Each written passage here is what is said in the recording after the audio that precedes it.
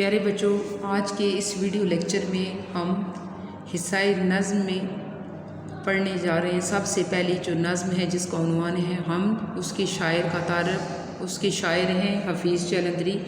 ہم اپنے اس لیکچر میں حفیظ جلندری کا تعارف پڑھیں گے۔ حفیظ جلندری 1900 میں پیدا ہوئے اور 1982 میں یعنی 1982 میں انہوں نے وفات پائی۔ 1900 میں یہ پیدا ہوئے اور 1982 میں انہوں نے وفات پائی۔ محمد حفیظ نام اور حفیظ تخلص تھا۔ ان کا اصل نام محمد حفیظ تھا اور حفیظ تخلص کرتے تھے۔ پیارے بچوں، تخلص وہ مختصر نام ہوتا ہے جو شاعر اپنی شاعری کے دوران استعمال کرتے ہیں۔ اب آپ نے ان کے نام کا ایک مختصر حصہ دیکھا ہے، حفیظ، اس کے اوپر ایک چھوٹا سا سائن بنا ہوا ہے، چھوٹا سا نشان بنا ہوا ہے، یہ تخلص کا نشان ہوتا ہے۔ نام کے جس حصے پر یہ نشان ہوگا وہ شاعر کا تخلص ہوگا۔ ان کا اصل نام محمد حفیظ تھا اور حفیظ تخلص کرتے تھے۔ جالندھر میں یہ پیدا ہوئے، بھارت کا یہ شہر ہے جالندھر، اسی مناسبت سے یہ جالندھری کہلائے۔ ابتدائی تعلیم وہیں سے حاصل کی، یعنی جالندھر سے ہی حاصل کی۔ گھریلو حالات سازگار نہ تھے، یعنی ان کے گھریلو جو معاشی حالات تھے وہ اچھے نہ تھے، اس لیے تعلیم ادھوری رہ گئی، اس لیے وہ اپنی تعلیم کو مکمل نہ کر سکے۔ شعر و شاعری کا فطری ذوق رکھتے تھے۔ فطری کا مطلب ہوتا ہے قدرتی ذوق، شوق، یعنی اللہ تعالیٰ نے شروع سے ان کے اندر یہ شوق شعر و شاعری کا ڈال دیا تھا، چنانچہ بچپن ہی میں شعر کہنے لگے۔ مولانا غلام قادر گرامی کی شاگردی اختیار کی، یعنی انہوں نے ان کے جو استاد تھے ان کا نام تھا مولانا غلام قادر گرامی، اور ان کی صحبت میں انہوں نے اپنی شعر و شاعری کو پروان چڑھایا۔ مختلف ادبی رسائل میں بھی لکھتے رہے۔ مشاعروں نے انہیں خوب شہرت دی، یہ شعر و شاعری کی محفلوں میں جاتے تھے اور وہیں سے ان کی شہرت کا آغاز ہوا۔ مختلف سرکاری محکموں سے وابستہ رہے۔ 1947 میں پاکستان چلے آئے۔ 1982 میں لاہور میں فوت ہوئے۔ ان کا مزار اقبال پارک میں مینار پاکستان کے قریب واقع ہے۔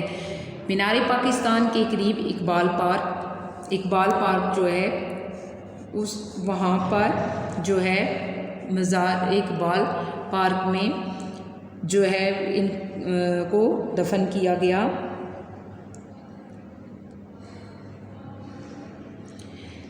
آگے پیراگراف دیکھیں کہ زبان کی صفائی اور سادگی، سوز و گداز اور موسیقیت ان کے کلام کی نمایاں خوبیاں ہیں، یعنی شعر و شاعری میں جو ان کی خوبیاں پائی جاتی ہیں، ان کے کلام کی جو نمایاں خوبیاں ہیں، نمایاں وصف ہیں، وہ ذیل ہیں زبان کی صفائی اور سادگی، یعنی یہ اتنا صاف اور عام فہم زبان میں لکھتے تھے کہ ہر کوئی آسانی سے سمجھ لیتا تھا۔ سوز و گداز یعنی ان کی شعر و شاعری دکھ پر مبنی تھی، اور موسیقیت اور کہیں ان میں نغمگی کا بھی احساس پایا جاتا تھا، نغمگی کا تاثر لیے ہوئے ہوتا ان کا کلام۔ پاکستان کا قومی ترانہ، پیارے بچوں آپ اس قومی ترانے سے اچھی طرح واقف ہیں۔ پاک سرزمین شاد باد، جو ہم ہر روزانہ اسمبلی میں بھی پڑھتے ہیں۔ قومی ترانہ جب سارے بچے کھڑے ہو کر اس کو نہایت عقیدت اور احترام سے پڑھتے ہیں۔ پاک سرزمین شاد باد، یہ ان کی باعث فخر تخلیق ہے، یعنی یہ ان کا ایک ایسا کارنامہ ہے کہ یہ جس پر ہمیں بہت زیادہ فخر ہے۔ انہوں نے دیگر بہت سی قومی نظمیں بھی لکھی، یعنی ان کے علاوہ بھی انہوں نے بہت سی قومی نظمیں لکھی، لیکن ان کو شہرت سب سے زیادہ قومی ترانے کی وجہ سے ملی۔ حفیظ جلندری ایک قادر الکلام شاعر تھے۔ قادر الکلام کا مطلب ہوتا ہے کہ ان کو اپنے کلام پر مکمل عبور حاصل تھا۔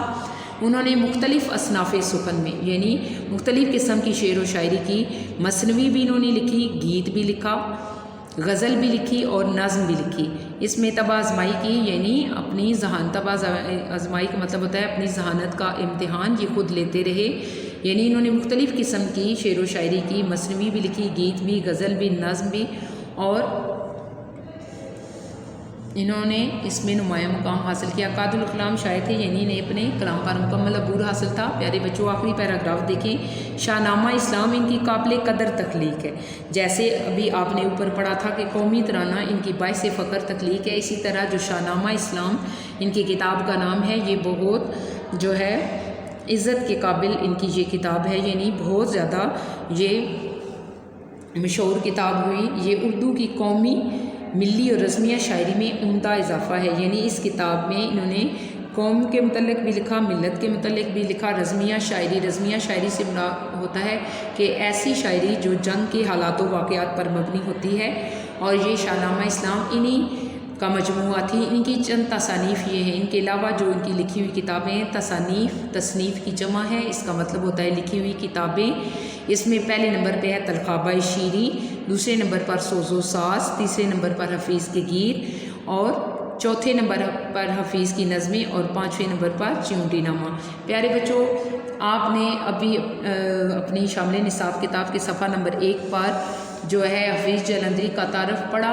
اب ہم آپ کو انہی کے تعارف جو پڑھایا گیا ہے اس میں سے کچھ چیدہ نکات خط کشید کروائیں گے۔ آپ نے ان کو اچھے طریقے سے یاد کرنا ہے اور الگ کاپی پر لکھنا بھی ہے۔ سب سے پہلے تاریخ پیدائش، پیچھے آپ لکھیں گے تاریخ پیدائش، آگے 2 ڈاٹ ڈال کے لکھیں گے 1900، پھر آگے تاریخ وفات 1982 یعنی 1982، اصل نام محمد حفیظ، تخلص حفیظ، جائے پیدائش جلندر، استاد جن کی شاگردی میں انہوں نے اپنی شعر و شاعری کو پروان چڑھایا، مولانا غلام قادر گرامی۔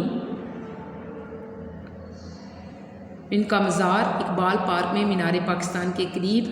کلام کی نمایاں خوبیاں، آگے دیکھیں جو میں بول رہی ہوں آپ نے ان کو اچھے طریقے سے خط کشید کرنا اور یاد بھی کرنا ہے۔ کلام کی نمایاں خوبیاں ہیڈنگ ہوگی زبان کی صفائی، سادگی، سوز و انداز اور موسیقیت، باعث فخر تخلیق، قومی ترانہ، قابل قدر تخلیق، شاہ نامہ اسلام،